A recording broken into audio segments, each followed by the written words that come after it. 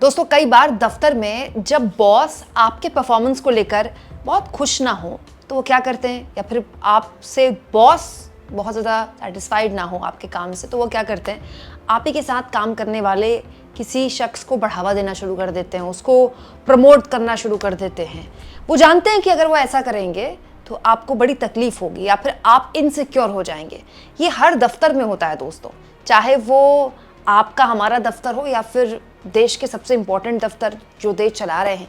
प्रधानमंत्री नरेंद्र मोदी ने क्या आप सोच लिया है कि विदेश मंत्री एस जयशंकर की बहुत जल्द छुट्टी कर ली जाएगी? दोस्तों इस सरकार में इस्तीफे नहीं होते, ये बात तो मुझे आपको बताने की जरूरत नहीं है, क्योंकि इस सरकार में कोई जवाबदेही नहीं होती।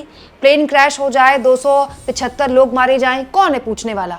पहलगाम में आतंकी हमला हो जाए, गृह मंत्री से कोई सवाल नहीं पूछता, उनसे इस्तीफे की कोई मांग नहीं करता, कौन है पूछने वाला? देश की विदेश नीति पर इतने गंभीर संकट और सवाल खड़े हो जाएं, विदेश मंत्री से कौन है पूछने वाला? लेकिन दोस्तों मोदी सिर्फ एक चीज से डरते हैं, खुद की किरकिरी से। भारत की विदेश नीति को लेकर हाल के दिनों में जिस तरह के सवाल उठे हैं उससे मोदी की व्यक्तिगत छवि को बहुत नुकसान पहुंचा है। वो जो विश्वगुरु वाली छवि थी ना, उसका गुब्बारा ऐसा फटा है कि मोदी के कान तक आवाज गई है। इसीलिए ऐसा लगता है कि मोदी ने मन बना लिया है कि एस जयशंकर को जल्द रिप्लेस कर दिया जाएगा, और उन्होंने उस चेहरे पर विश्वास जाहिर किया है जो है इस वक्त कांग्रेस के खुलेआम बागी होते शशि थरूर। दोस्तों शशि थरूर इस वक्त रूस में है। दोस्तों शशि थरूर ने बाकायदा देखिए रूस से अपनी तस्वीरें शेयर की हैं, मॉस्को में वो हैं, और उन्होंने अपने पुराने मित्र और इस वक्त रूस के फॉरेन मिनिस्टर के साथ अपनी फोटोज शेयर की हैं।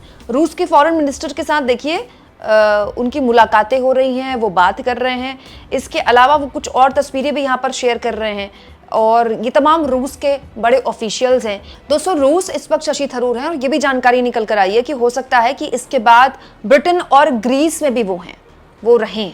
और इस वक्त मीडिया में ऐसी चर्चाएं भी हैं कि प्रधानमंत्री मोदी ने बाकायदा एक बंद कमरे में 1 घंटा शशि थरूर के साथ बैठक की, उनको बाकायदा ब्रीफ किया और बताया कि आपको इस देश में जाकर ये बात बोलनी है, इस देश में जाकर ये बात बोलनी है। अच्छा, शशि थरूर का एक और वीडियो सोशल मीडिया में वायरल है जिसमें वो फ्रेंच में, जी हाँ फ्रेंच में बोल रहे हैं, बहुत ही शानदार फ्रेंच बोल रहे हैं। और दोस्तों फ्रेंच में वो पाकिस्तान को आतंकवाद के मुद्दे पर एक्सपोज कर रहे हैं, उनकी बहुत तारीफ हो रही है।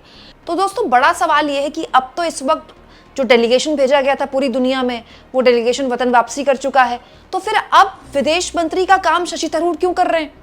जब शशि थरूर रूस जाएंगे, ग्रीस जाएंगे या फिर ब्रिटेन जाएंगे तो विदेश मंत्री कहाँ जाएंगे?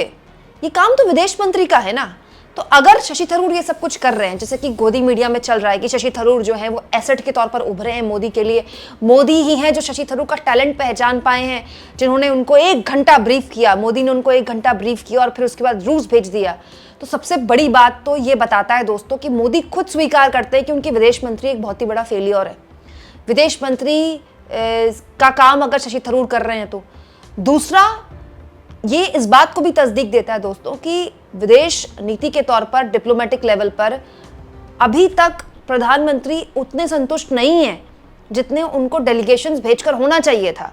तो दोस्तों अब होगा क्या? दोस्तों इस सरकार में इस्तीफा नहीं होता दोस्तों, उस वक्त और बाद में का फर्क है। कई बार चीजें ठंडी होने के बाद इस्तीफे हो जाते हैं, इस सरकार में भी हुए हैं। अभी मोदी मंत्रिमंडल में बड़ा विस्तार होना है, हो सकता है कि उस वक्त विदेश मंत्री के तौर पर एस जयशंकर की छुट्टी कर दी जाए। यहाँ मैं आपको ये भी बता दूं दोस्तों कि मोदी शशि थरूर को ऐसे एसेट की तरह भी इस्तेमाल कर सकते हैं कि फुल टाइम जो विदेश मंत्री हैं वो एस जयशंकर रहें और शशि थरूर को वो अलग अलग देशों में भेजते रहें। हालांकि शशि थरूर भी इसके लिए स्वयं अवेलेबल कर रहे हैं अपने आप को, और वो कहते हैं कि वो देश के लिए ये सब कुछ कर रहे हैं। लेकिन शशि थरूर अब भी विपक्ष के नेता है ना, उन्होंने कांग्रेस छोड़ी नहीं है, बीजेपी ज्वाइन की नहीं है। दोस्तों ये सब कुछ क्या बताता है? ये सब कुछ बताता है कि प्रधानमंत्री मोदी के पास टैलेंट की बहुत कमी है। दोस्तों मोदी उन नेताओं में से है ही नहीं जो विपक्ष की मदद लें, और मोदी इसलिए शशि थरूर की मदद नहीं ले रहे हैं कि वो कांग्रेस के बागी हैं। उन्होंने पहले थरूर की मदद ली है, बाद में वो बागी हुए हैं। थरूर लगातार मीडिया में ऑपरेशन सिंदूर के दौरान विदेशी मीडिया में बात कर रहे थे, लेकिन थरूर अकेले नहीं थे, बहुत से जानकार बात कर रहे थे, बहुत से भारत के पत्रकार भी बात कर रहे थे। लेकिन मोदी को ये समझ में आया जो काम थरूर कर सकते हैं वो काम उनके पास बैठे लोग नहीं कर सकते हैं, इसीलिए मोदी उनके साथ ये कर रहे हैं। मोदी कोई कांग्रेस को मजा छकाने के लिए उनको ब्रिटेन या रूस नहीं भेज रहे हैं। तो दोस्तों वो अंधभक्त जो इस बात पर खुश हो रहे हैं कि देखिए थरूर का असली टैलेंट जो मोदी ने पहचाना, वो इस बात पर भी मंथन करें कि क्या मोदी के पास टैलेंट की इतनी भीषण कमी हो गई है कि उनको ताबड़तोड़ या तो विपक्ष के नेताओं को विदेश भेजने की जरूरत पड़ जाती है, या विपक्ष के नेता को उनको 3 अलग अलग देशों में भेजने की जरूरत पड़ जाती है। हालांकि थरूर अपनी पार्टी से भी बहुत ज्यादा खुश नहीं है। कल मल्लिकार्जुन खड़गे ने एक प्रेस कॉन्फ्रेंस की जिसमें उन्होंने थरूर को निशाने पर बिना नाम लिए कहा कि भाई कुछ लोग हैं जो इंडिया फर्स्ट से पहले मोदी फर्स्ट बोलते हैं। मैं तो अंग्रेजी मेरे को पढ़ने बड़ा नहीं आता, उनकी लैंग्वेज बहुत अच्छी है, उसीलिए तो हम पार्टी में उनको वर्किंग कमेटी मेंबर बनाया है। तो लेकिन मैं ये कहना चाहता हूँ कि पूरे लोग, अपोजिशन के पूरे लोग मिलके हमने कहा कि देश की आर्मी के साथ हैं, जो हमारा आर्मी लड़ रहा है उसके साथ हैं। तो इसीलिए पहला आवाज मैंने उठाया गुलबर्गे के पत्रकार परिषद में।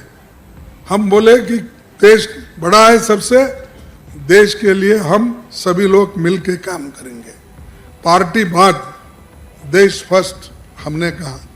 वो अब चंद लोग ऐसा कहते हैं मोदी फर्स्ट देश बाद, तो अब हम क्या करें उसको। जिस पर थरूर ने एक तरह से कटाक्ष करते हुए बिना किसी का नाम लिए ये कोट शेयर किया, देखिए, जिसमें वो लिखते हैं कि एक परिंदे को अपने पंख फैलाने के लिए किसी की परमिशन की जरूरत नहीं है, उसके पास पूरा आसमान है। तो थरूर भी अपनी पार्टी से बहुत संतुष्ट नहीं है, लेकिन अभी कुछ दिन पहले उन्होंने ये बयान भी दिया था कि वो उनके पार्टी से जो भी मतभेद है वो पार्टी में बैठकर सुलझाना चाहते हैं। तो ये बात सही है कि थरूर और कांग्रेस पार्टी के बीच के जो डिफरेंसेस थे वो अब इतने बढ़ गए हैं जो कि शायद अब ठीक ना हो पाए। लेकिन फिलहाल थरूर जिस तरह से बीजेपी की और इस सरकार के करीब जा रहे हैं वो हर लिहाज से उनको फायदा पहुंचाने वाला है। थरूर विदेश मामलों के एक्सपर्टीज है दोस्तों। बकायदा मनमोहन सिंह की सरकार के दौरान थरूर एक्सटर्नल अफेयर्स मिनिस्ट्री में मिनिस्टर ऑफ स्टेट रह चुके हैं। मनमोहन सिंह ने सबसे पहले उनके टैलेंट को पहचाना था और उनको ये कुर्सी सौंपी थी, और बकायदा वो दोस्तों यूएन में बहुत लंबे वक्त तक काम कर चुके हैं, उनके कम्युनिकेशन स्किल्स बहुत अच्छी हैं, वो इस काम में माहिर हैं, ये सच्चाई है। लेकिन दोस्तों ये भी मानना पड़ेगा कि मोदी का भरपूर इस्तेमाल कर रहे हैं थरूर, और मोदी ऐसा होने दे रहे हैं क्योंकि उनके पास विकल्प नहीं है, विकल्पों की भारी कमी है। ये तब होता है दोस्तों जब आप अपने इर्द गिर्द अधिकारियों की फौज खड़ी कर लेते हैं। आज मोदी के आसपास आप देखें तो केवल अधिकारी दिखते हैं विदेश मामलों में।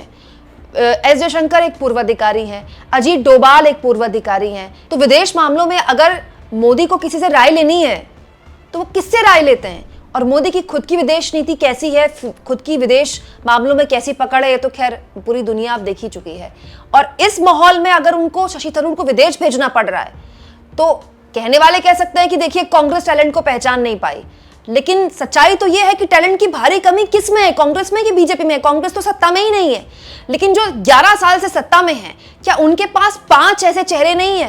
क्या उनके पास 5 ऐसे सांसद नहीं है जो ग्रीस, ब्रिटेन या रूस जा सकते थे? आप इस मुद्दे पर क्या सोचते हैं? कमेंट बॉक्स में जरूर लिखें दोस्तों, और जितना हो सके चैनल को शेयर करें, सब्सक्राइब करें, और थैंक्स और ज्वाइन दोस्तों, ये 2 ऑप्शन है जिसके जरिए आर्थिक तौर पर भी अगर आप चाहें तो चैनल के हाथ मजबूत कर सकते हैं।